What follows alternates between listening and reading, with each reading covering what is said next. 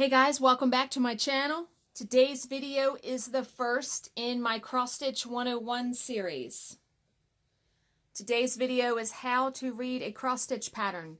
Now, I don't consider myself an expert in anything, cross stitch, diamond painting, whatever. I have been stitching for 30 years though, so I do know something about cross stitch. I am going to do my best to get my point across without sounding like a bumbling idiot in these videos.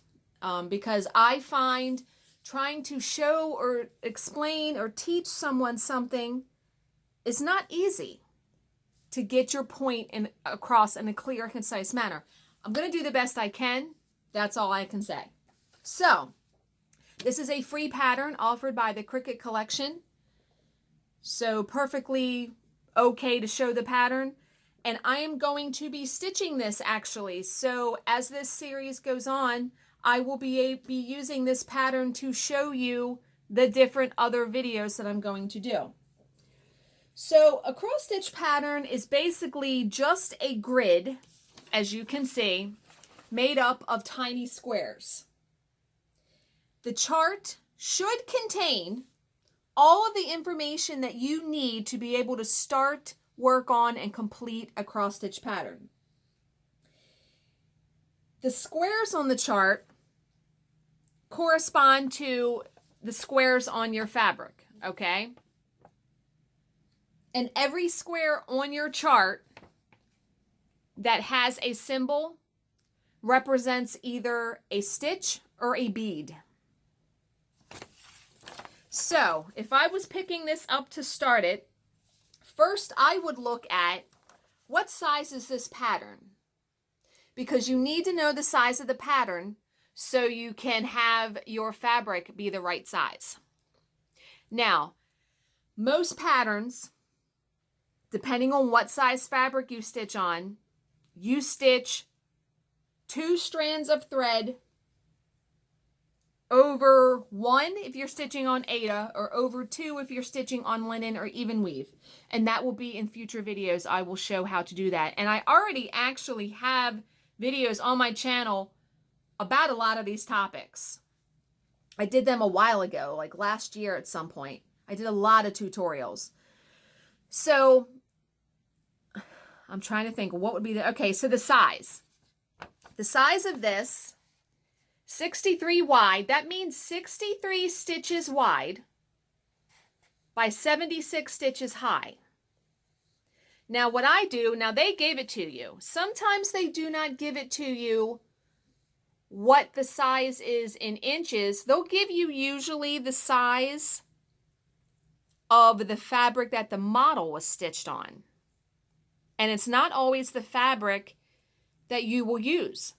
So if you're going to use 14 count Aida or 28 count linen or even weave, because on linen or even weave you stitch over 2, which makes it 14 count, it's going to be 4.5 inches by 5.4 inches, and then so on. They give you 15 and 16. The most common sizes are 14 or 16 count for Aida, and 28 count and 32 count for even weave or linen. Now, there is also 35, 40 count, 56 count. Get the hell out of here with that. Linen. When you get into the higher counts, when you get above, I would say, when you get above either 18 count Aida or 36 count linen or even weave, you will use 1 strand. You will not use 2 strands. 2 strands will be way too bulky. Trust me on that.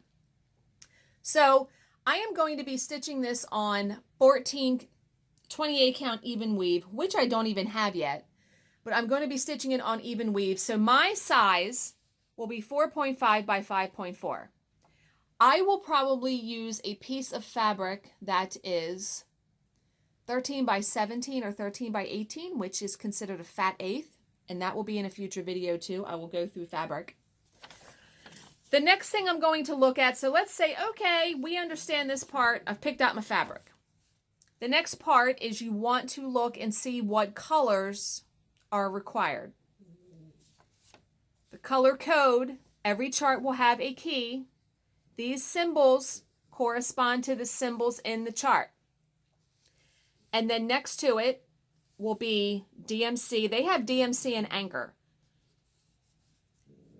If there are over-dyed threads, because there are many over-dyed thread companies like Weeks Dye Works, Gentle Art Sampler Threads, Classic Color Works, and there's even silk companies out there, they will list them in the same way. So, okay, you look at this and you see there's 1, 2, 3, 4, 5, 6, 7, 8, 9. There is 11 colors. So I need to get these colors. Now, I'm fortunate enough to have the whole line of DMC.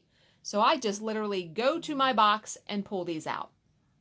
Because these colors are nice. Now, I bought this as a kit at my local needlework store.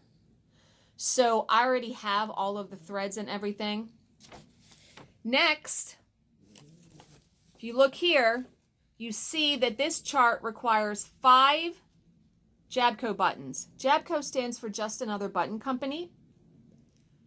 They give you the name of it and the number. Now, you can order the buttons either directly from them. They have a website.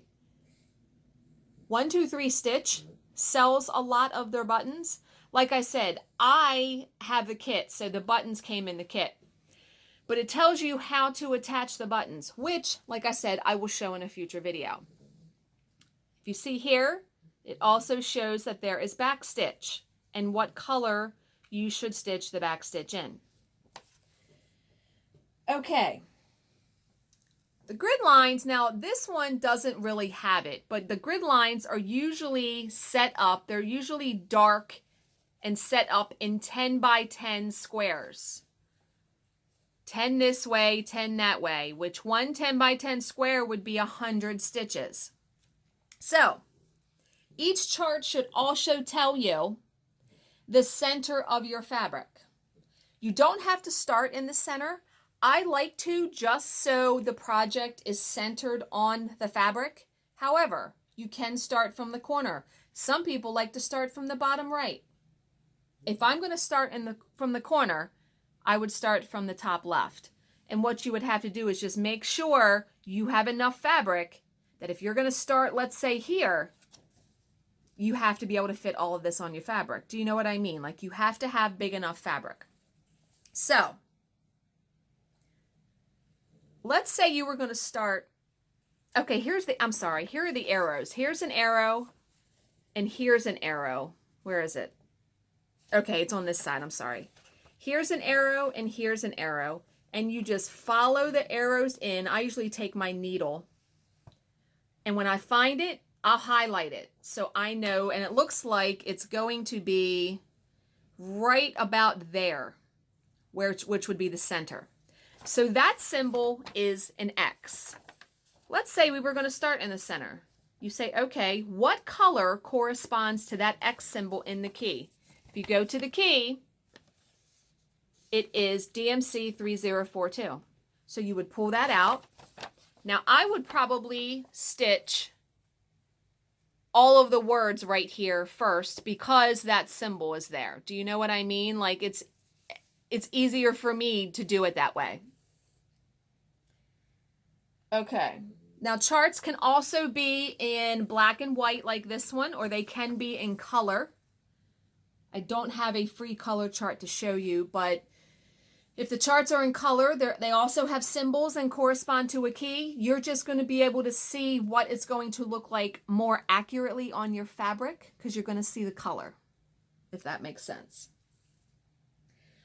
Okay, let's go through the different types of stitches you may see on a chart. This is a full cross stitch. This is a full cross stitch.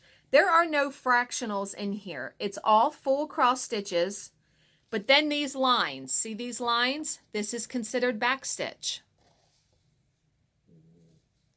And I have a video on how to do back stitch, but I will probably do another one when I get to this part, because I sometimes will do this whole line differently. Like I might do that in one big line instead of each individual square.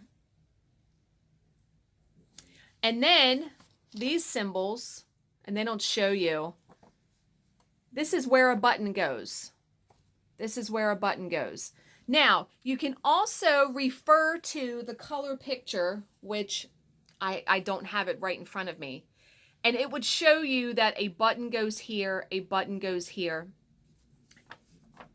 Now, there are also, okay, this chart is a tiny bit different in that the outside, this symbol, the light aqua, the kit that I purchased, they substituted the floss with beads. And I'm going to follow that because I have the beads that came in the kit. But like I said, all of these are full cross stitches and then back stitch. You can have a half stitch and it would be marked as a diagonal slash. Okay? Going from one edge to the opposite edge. And maybe I should get a pen and can show you.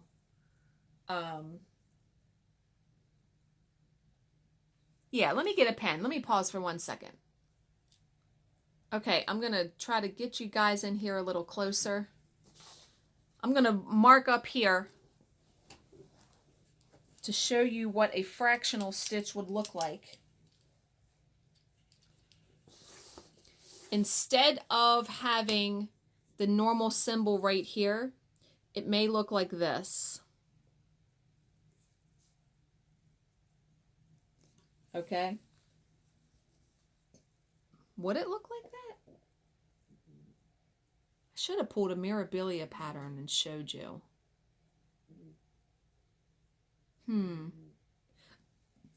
We won't get that far because you guys might freak out for those of you that are just starting cross stitch.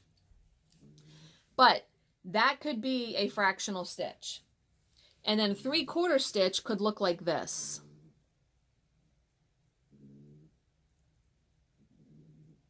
Where it's actually just colored in part 3/4 of the square. I need to pull a Mirabilia pattern and show you. And then sometimes there are French knots in a pattern and they're usually symbolized by a dot. I'm going to pause. I'm going to get my Lady of the Flag Mirabilia and I'm going to show you a small portion of it where there are fractional stitches so you can see. Well, I am dumbfounded. I pulled out my Mirabilia Lady of the Flag, and that must be the only Mirabilia that does not have fractional stitches or 3/4 stitches for the skin. It's full stitches. I was astounded when I was looking at it, and I cannot find any of my other Mirabilia patterns to pull out. Trust me when I say I have a video on fractional stitches. If you go to my channel page, put in the search bar fractional, it'll come up. I did it last year. So I think that is it as far as reading the pattern. I hope I covered it all. It's, like I said, it's so difficult for me to try to remember everything about how to read a pattern because I've been stitching for so long, it's second nature to me. But I'm pretty sure I covered all of it. If I haven't, please ask me a question in the description box. Please ask me a question in the comment section and I will answer it to the best of my ability. As always, just like I said, if you have any questions, please leave them in the comment section below and I will answer them to the best of my ability. Thank you for watching and subscribing, and I will see you in my next video. Bye, guys.